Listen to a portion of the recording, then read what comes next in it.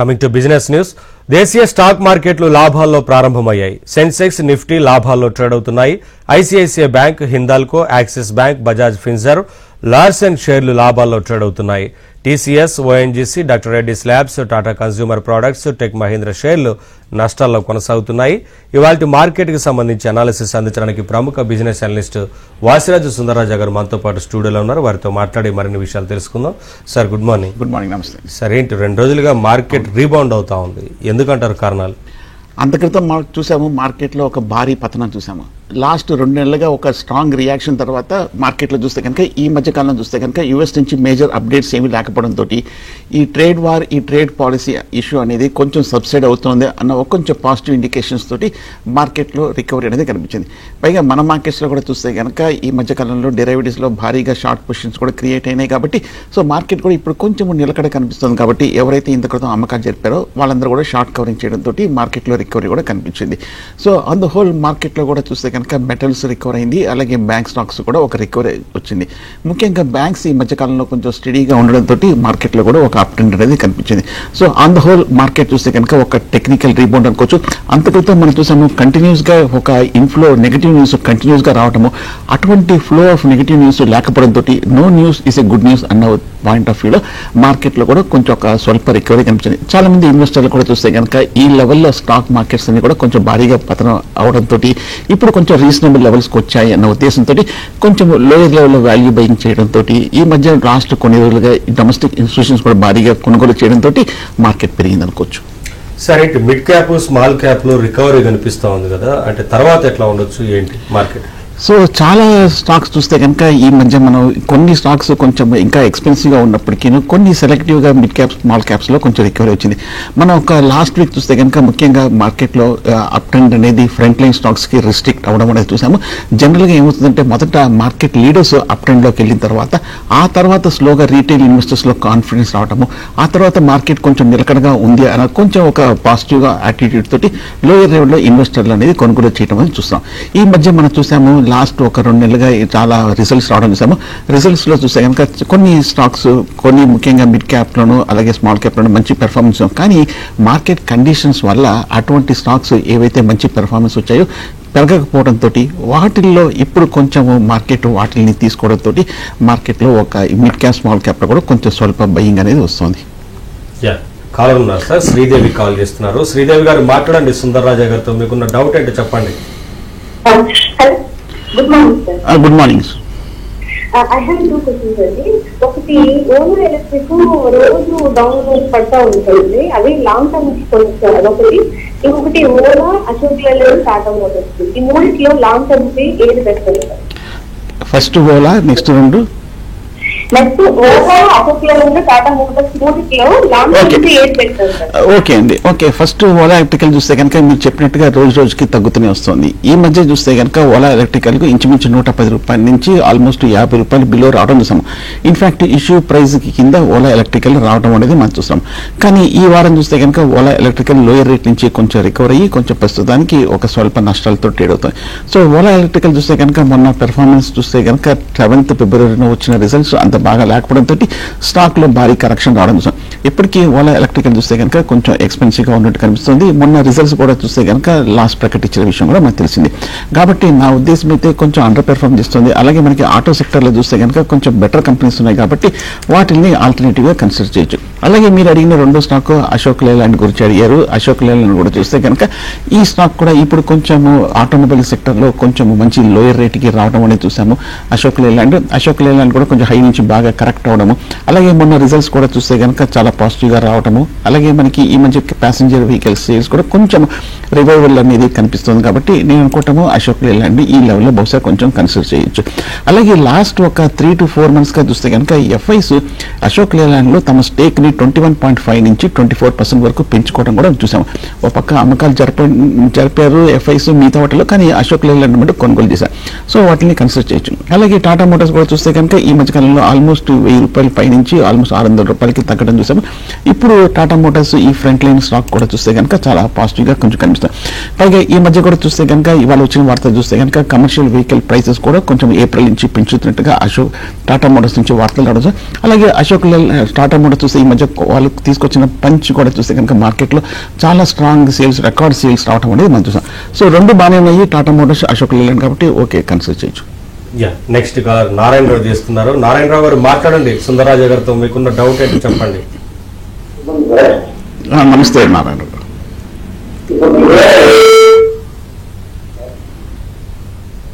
నారాయణరావు గారు చెప్పండి. తగ్గిపోయింది.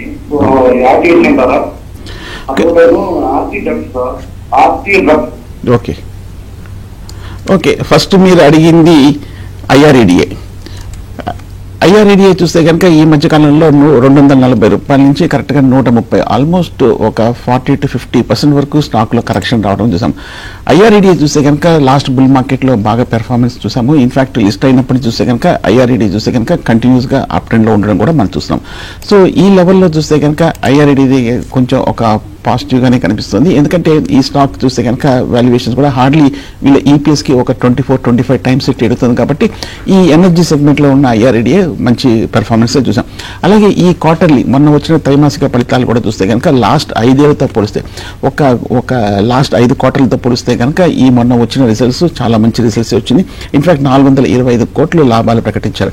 లాస్ట్ క్వార్టర్ 380 నుంచి మంచి ప్రాఫిట్స్ కూడా రావడం చూసాం. సో కాబట్టి ఈ లెవెల్లో అట్రాక్టివ్గా కనిపిస్తుంది. ఐఆర్డీఏ పెద్ద రిస్క్ లేదనిపిస్తుంది. అలాగే ఆర్టీడెక్స్ గురించి అడిగారు. 350 రూపాయల దగ్గర ట్రేడ్ అవుతుంది. ఇన్ఫాక్ట్ ఈ స్టాక్ కూడా చూస్తే కనుక ఆల్మోస్ట్ 600 రూపాయల నుంచి ఈ స్టాక్ కంటిన్యూస్గా తగ్గడం అనేది చూసాం. సో ఆర్టీడెక్స్ కూడా నేను కూడా ఓకే డీసెంట్ ఫండమెంటల్స్ ఉన్న కంపెనీయే. నా ఉద్దేశం అయితే ఆర్టీడెక్స్ కూడా ఈ లెవెల్లో కూడా. నాగార్జున ఉన్నారు. నాగార్జున గారు మాట్లాడండి, సుందరరాజా గారితో మీకున్న డౌట్ ఏంటో చెప్పండి. గుడ్ మార్నింగ్ నాగార్జున గారు.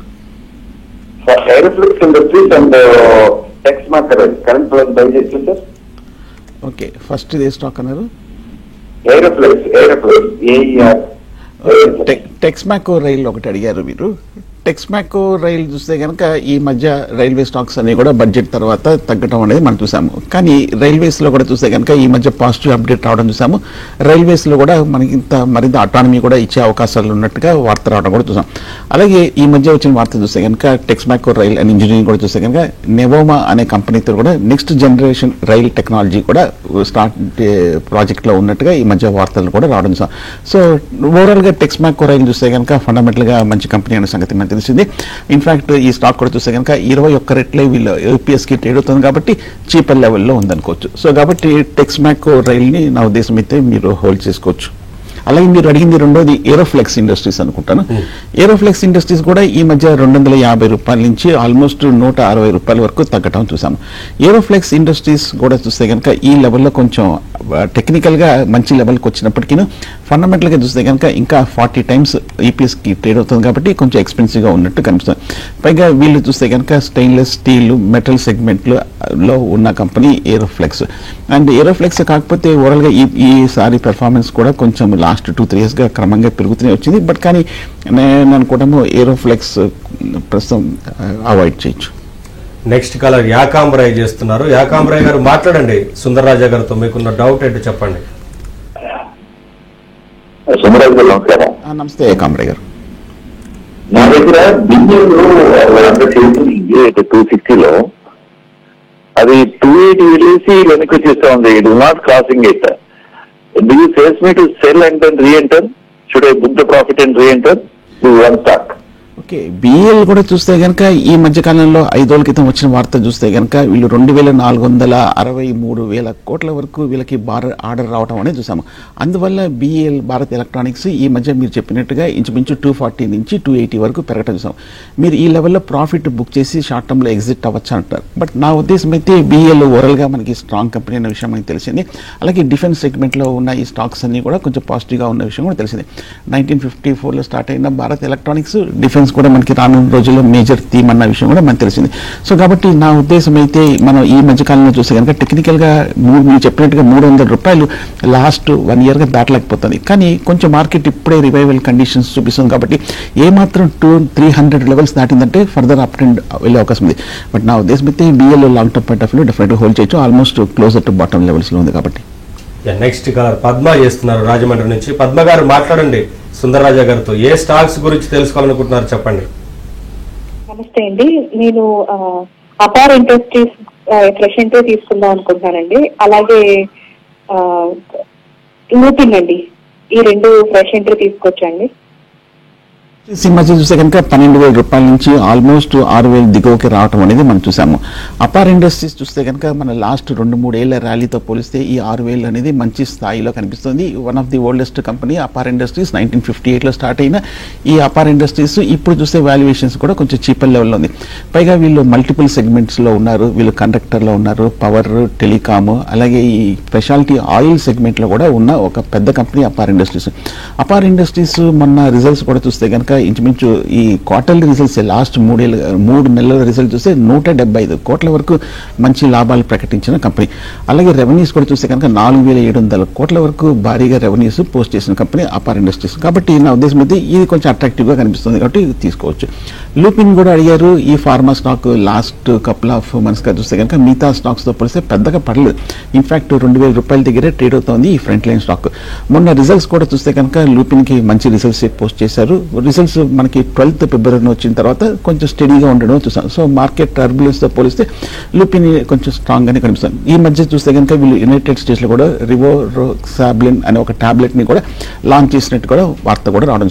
సో లూపిన్ కూడా పెద్ద కంపెనీ కాబట్టి ఓకే, మీరు అనుకున్నట్టుగా కన్సిడర్ చేయొచ్చు. నెక్స్ట్ కాలర్ సురేష్ చేస్తున్నారు విజయవాడ నుంచి. సురేష్ గారు మాట్లాడండి సుందరరాజా గారితో. మీకున్న డౌట్ ఏంటో చెప్పండి. Morning sir. Good morning Suresh గారు. సార్ మాకు బోరఫిల్ రెన్యూబుల్ ఎనర్జీ ఉంది సార్ స్టాక్. ఓకే, హలో చెప్పండి సురేష్ గారు. అది క్వాంటిటీ ఉంది సార్, రేట్ ఆఫ్ 700 దగ్గర. సోనా BMW ఉంది సార్, ఈ రెండు గురించి చెప్తా సార్. ఓకే, మీరు ఒక్కసారి గమనిస్తే అట్ ద రేట్ ఆఫ్ 700 తీసుకున్నారు. బహుశా 2024 జనవరిలో పీక్లో 700 రూపీస్కి వెళ్ళి ఆ తర్వాత 425 రూపాయల వరకు పడి ఇప్పుడు కొంచెం 550 రూపాయల దగ్గర బోరసిల్ రెన్యూబుల్ కొంచెం ఒక సైడ్ వేస్ ట్రెండ్లో ఉంది. లాస్ట్ 6 మంత్స్గా చూస్తే కనుక బోరసిల్ రెన్యూబుల్లో పెద్ద మూమెంట్ ఏం కనిపించట్లేదు. ఇంచుమించు 500-550 లోపలే కొంచెం కన్సాలేషన్ అవ్వడం చూసినా. సో నా ఉద్దేశం అయితే బోరసిల్ రెన్యూబుల్ ఈ లెవెల్లో పెద్దగా డౌన్ సైడ్ రిస్క్ లేదనిపిస్తుంది. కాబట్టి నా ఉద్దేశం అయితే బోరసిల్ రెన్యూబుల్ మీరు హోల్డ్ చేసుకోవచ్చు. ఒకవేళ మార్కెట్ కండిషన్స్ ఏమాత్రం బాగున్నా కూడా మీరు అనుకున్న 700 రూపీస్ వరకు కూడా వెళ్ళే అవకాశం ఉంది. కాకపోతే కొంచెం టైం పడుతుంది, హోల్డ్ చేసుకోవచ్చు. బోరసిల్ రెన్యూబుల్ వీళ్ళు బేసికల్గా సోలార్ సెగ్మెంట్లో ఉన్నారు. సోలార్ కూడా మనకు తెలిసింది ఈ మధ్య కొంచెం మార్కెట్లో మరింత హైపర్ యాక్టివిటీ ఉన్న విషయం కూడా తెలిసింది. కాబట్టి బోరసిల్ ప్రస్తుతం అయితే మరి హోల్డ్ చేయొచ్చు. నెక్స్ట్ కాలర్ టిఎన్ రావు చేస్తున్నారు విశాఖ నుంచి. టిఎన్ రావు గారు మాట్లాడండి సుందరరాజా గారితో. మోటార్స్ 1960లో అదే అలాట్ అయినాయండి, అవి ఉంచుకోవచ్చా, లాస్ట్ బుక్ చేసుకోవాలా? ఓకే, ఏ స్టాక్ అండి? ఇప్పుడే వచ్చిన పబ్లిక్ ఇష్యూలు అనుకుంటారు మీకు అలాట్ అయిందంట. అవునండి, అవును. ఏ స్టాక్ పేరు ఏమన్నారు? Hyundai Motors. Okay, Hyundai Motors మనకు తెలిసిందే reputed car maker. In fact almost second third largest car maker ఇండియాలో. ఈ మధ్య చూస్తే కనుక చాలా నెగిటివ్ పెర్ఫార్మెన్స్. స్టాక్ ప్రైస్ చూస్తే 1960 రూపాయల నుంచి 1500 రూపాయల వరకు తగ్గడం అనేది చూసాము. కానీ రెప్యూటెడ్ సంస్థ కాబట్టి ఏమాత్రం మార్కెట్ కండిషన్స్ బాగున్నా కూడా కొంచెం స్లోగా కొంచెం వీళ్ళు లాంగ్ టర్మ్లో ఈవెన్చువల్గా లాంగ్ టర్మ్ గ్రోత్ని వీళ్ళు క్యాచప్ చేసే అవకాశాలు కూడా కనిపిస్తాయి. మొన్న వచ్చిన వార్త చూస్తే కనుక వీళ్ళ ఫిబ్రవరి సేల్స్ చూస్తే కనుక హ్యుండై మోటార్స్కి డ్రాప్ అవటం అనేది చూసాము. అందువల్ల ఈ హ్యుండై మోటార్స్లో కొంచెం కరెక్షన్ రావటం అని చూస్తున్నాం. సో నా ఉద్దేశం అయితే లాంగ్ టర్మ్లో కొంచెం పెరిగే అవకాశాలు ఉన్నాయి కాబట్టి ప్రస్తుతం అయితే మరి హోల్డ్ చేయొచ్చు. ఈ లెవెల్లో ఇన్ఫ్యాక్ట్ లాస్ట్ 1 మంత్ కింద బాగా పడిన తర్వాత ఒక పెద్ద కంపెనీ స్టాక్ని ఈ లెవెల్లో అమ్మడం చెప్పలేం కాబట్టి సో ప్రస్తుతం హోల్డ్ చేయొచ్చు. నెక్స్ట్ కాలర్ ఆనంద్ చేస్తున్నారు. ఆనంద్ గారు మాట్లాడండి సుందరరాజా గారితో. ఏ స్టాక్స్ గురించి తెలుసుకోవాలనుకుంటున్నారు చెప్పండి. నా దగ్గర బిఎఫ్ యూటిలిటీ 100 షేర్లు 950 రూపాయలు ఉన్నాయండి. హోల్డ్ చేస్తే 50 చేశారు. ఓకే, ఇంచుమించు ఈ ర్యాలీలో 1100 రూపాయల వరకు వెళ్ళి బిఎఫ్ యూటిలిటీస్ 600 రూపాయల వరకు తగ్గటం చూసాం. కానీ 600 రూపాయల్లో చూస్తే కనుక లాస్ట్ ఒక 2-3 వారాలుగా 600 రూపీస్ దగ్గర నుంచి కొంచెం స్టెబిలైట్ అవ్వడం చూస్తున్నాం. 2000లో స్టార్ట్ అయిన బిఎఫ్ యూటిలిటీస్ చూస్తే కనుక ఈ స్టాక్ ఓన్లీ 15 టైమ్స్ వీళ్ళు ఏపీఎస్కి ట్రేడ్ అవుతుంది కాబట్టి ఇంకా చీపర్ లెవెల్లో ఉంది. వీళ్ళు బేసికల్గా విండ్ పవర్ జనరేషన్ ఇన్ఫ్రాస్ట్రక్చర్లో Poona based company BF utilities. BF utilities ఓవరాల్గా చూస్తే కనుక ఫండమెంటల్గా బాగానే ఉంది. మొన్న 3 నెలల రిజల్ట్స్లో చూస్తే కనుక 220 కోట్ల వరకు సేల్స్ ప్రకటించారు. అంతక్రితం 197 నుంచి ఆల్మోస్ట్ 25 కోట్ల వరకు అధికంగా సేల్స్ రావడం కూడా చూసాం. సో కాబట్టి సపోర్ట్ ఈ లెవెల్లో ఉంది. అలాగే మనకి వాల్యుయేషన్స్ కూడా సపోర్ట్ చీపర్ లెవెల్స్లో ఉంది. ఫండమెంటల్గా ఓకే, అలా ఇండస్ట్రీ కూడా ఓకే కాబట్టి BF యూటిలిటీస్ హోల్డ్ చేయొచ్చు. నెక్స్ట్ కాలర్ గాంధీ చేస్తున్నారు చెన్నై నుంచి. గాంధీ గారు మాట్లాడండి సుందరరాజు గారితో. నమస్కారం గాంధీ గారు. ఎలాంటి కన్స్ట్రక్షన్ ఈ రోజు తీసుకోవచ్చా? ఓకే, ఎల్ఎన్టీ చూస్తే కనుక బ్లూ చిప్ కంపెనీ ఈ మధ్య మంచి లెవెల్కి వచ్చింది. 4,000 రూపాయల నుంచి 3,200 రూపాయల వరకు తగ్గడం చూసాం. మొన్న అంత రిజల్ట్స్ అంత బాగా పాజిటివ్గా లేకపోవడంతో ఎల్ఎన్టీలో కొంచెం తగ్గడం అని చూసాం. మనకి 4 రోజుల క్రితం వచ్చిన వార్త చూస్తే కనుక వీళ్ళు సౌదీ అరేబియాలో కూడా చూస్తే కనుక ఒక మేజర్ డీసలినైజేషన్ ప్లాంట్ సెటప్ చేయడం కోసం ఒక మేజర్ జాయింట్ వెంచర్ ఆర్డర్ రావడం కూడా మనం చూస్తున్నాం. సో బ్లూ చిప్ కంపెనీ అలాగే మనకి ఎల్ఎన్టీ రెప్యూటెడ్ సంస్థ కాబట్టి, ఏ గ్రూప్లో ఉన్న సంస్థ కాబట్టి 30 టైమ్స్ వీళ్ళు ఈపీఎస్ కూడా కాబట్టి నా ఉద్దేశం అయితే మీరు లాంగ్ టర్మ్ పాయింట్ ఆఫ్ వ్యూలో హోల్డ్ చేయొచ్చు. నెక్స్ట్ కలర్ శేషు చేస్తున్నారు. శేషు గారు మాట్లాడండి సుందరరాజు గారితో. డౌట్ ఏంటో చెప్పండి. గుడ్ మార్నింగ్ శేషు గారు. యాక్చువల్లీ దీపక్ ఫెర్టిలైజర్స్ గురించి ఒకసారి అడుగుతాను సార్. ఎందుకంటే we're having 100 stocks of Deepak fertilisers అండి. నా టార్గెట్ రీసెంట్ ఫ్యూచర్ లో టార్గెట్ బెల్ట్ ఎలా ఉంటుంది? ఓకే, ఒక 2 వీక్స్ బ్యాక్ గమనిస్తే కనుక దీపక్ ఫెర్టిలైజర్స్లో ఒక 20% వరకు లోయర్ రేట్ నుంచి ర్యాలీ రావడం చూస్తాం. 900 నుంచి 1,100 రూపాయల వరకు దీపక్ ఫెర్టిలైజర్స్ అనేది ఒక స్ట్రాంగ్ అప్ ట్రెండ్ అని కనిపించింది. దీనికి ప్రధానమైన కారణం చూస్తే కనుక జనవరి 29న వచ్చిన రిజల్ట్స్ చాలా మంచి రిజల్ట్స్ పోస్ట్ చేయడంతో దీపక్ ఫెర్టిలైజర్స్లో ఒక అప్ ట్రెండ్ కనిపించింది.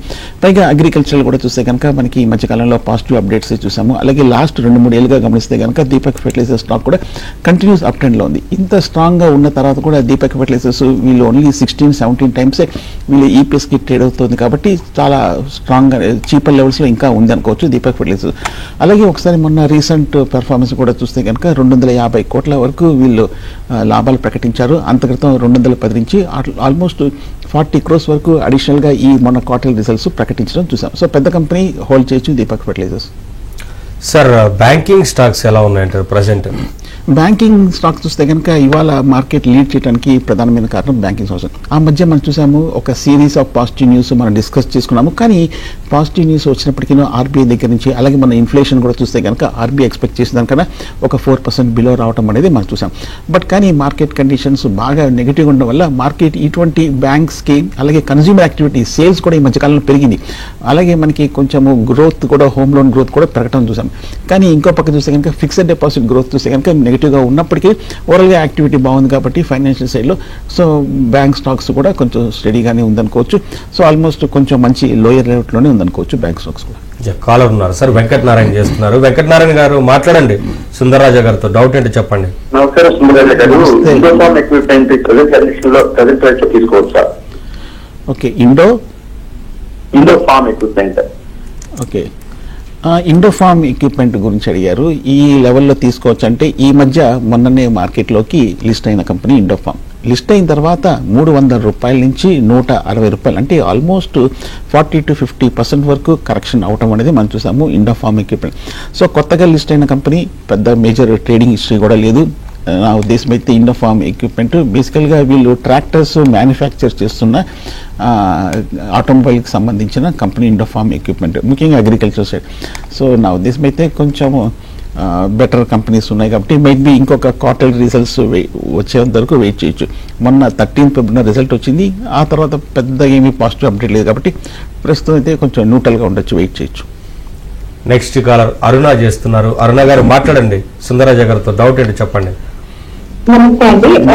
అబౌట్ ఇండియా అండ్ ఆస్ట్రేలియా ఇప్పుడున్న ప్రైస్ రేంజ్ లో తీసుకోవచ్చండి? అబౌట్ ఇండియా మనకు తెలిసిందే మల్టీనేషనల్ కంపెనీ. ఈ మధ్య కాలంలో about India strong up trend చూసాము. 26,000 నుంచి ఆల్మోస్ట్ 30,000 రూపాయలకి దాటింది. దీనికి ప్రధానమైన కారణం చూస్తే కనుక మొన్న 5th February చాలా మంచి రిజల్ట్స్ పోస్ట్ చేశారు. అందువల్ల ఈ మల్టీనేషనల్ అబౌట్ ఇండియా చాలా అప్ ట్రెండ్ కనిపించింది. 1944లో స్టార్ట్ అయిన about India leading pharma company అనే సంగతి మనకు తెలిసిందే. ఈ మొన్న రిజల్ట్స్ కూడా చూస్తే కనుక క్వార్టర్ రిజల్ట్స్ 360 కోట్ల వరకు క్వార్టర్ రిజల్ట్స్ ప్రకటించిన పెద్ద కంపెనీ. సో కాబట్టి ఓకే కొంచెం పెరిగింది కాబట్టి ఈ మధ్యకాలంలో చిన్న డిప్లో తీసుకోవచ్చు అబౌట్. నెక్స్ట్ కాలర్ శంకర్ చేస్తున్నారు. శంకర్ గారు మాట్లాడండి సుందరరాజు గారితో. మీకున్న డౌట్ ఏంటి చెప్పండి. Good morning sir. Good morning Shankar గారు. హిటాచీ ఎనర్జీలో ఒక 2 lakhs ఇన్వెస్ట్ చేయకపోతున్నాను సార్, ఒక 1 year హోరిజన్ కి. ఇప్పుడు ఈ టైం మంచిదేనా అలాగే వెయిట్ చేయమంటారా చెప్పండి సార్. హిటాచీ ఎనర్జీ మనం గమనిస్తే కనుక పెద్ద కంపెనీ. ఈ స్టాక్ చూస్తే కనుక లాస్ట్ ఒక 3-4 నెలలుగా ఇంచుమించు 12,000 రూపాయల దగ్గర ఈ స్టాక్ ట్రేడ్ అవటం అనేది మనం చూస్తున్నాము. సో హిటాచీ ఎనర్జీ మొన్ననే చూస్తే కనుక QAP ఇష్యూ కూడా రావటం అనేది మనం చూసాము. సో ఈ మధ్య చూస్తే కనుక 4 రోజుల క్రితం వచ్చిన వార్త చూస్తే కనుక హిటాచీ ఎనర్జీ వీళ్ళు అడిషనల్గా $250 million వీళ్ళు బై 2021లో 27 కల్లా గ్లోబల్గా ఇన్వెస్ట్ చేస్తున్నట్టుగా, క్రిటికల్ ట్రాన్స్ఫార్మర్ ప్రొడక్షన్ కూడా వీళ్ళు స్టార్ట్ చేస్తున్నట్టుగా, మేజర్ ఎక్స్పాన్షన్ ఉన్న సంగతి కూడా మనకు తెలిసింది. కాకపోతే ఈ స్టాక్ పాజిటివ్ డెవలప్మెంట్ ఉన్నప్పటికీను ఈ పెద్ద కంపెనీలో చాలా ఎక్స్పెన్సివ్ ఉంది. ఇంచుమించు 150 రెట్లు వీళ్ళ ఎర్నింగ్స్కి ట్రేడ్ అవుతుంది 2019లో స్టార్ట్ అయిన హిటాచీ ఎనర్జీ. సో కాబట్టి నేను అనుకోవటము కొంచెం మేబీ ఒక చిన్న డిప్లో తీసుకోవచ్చు హిటాచీ ఎనర్జీ.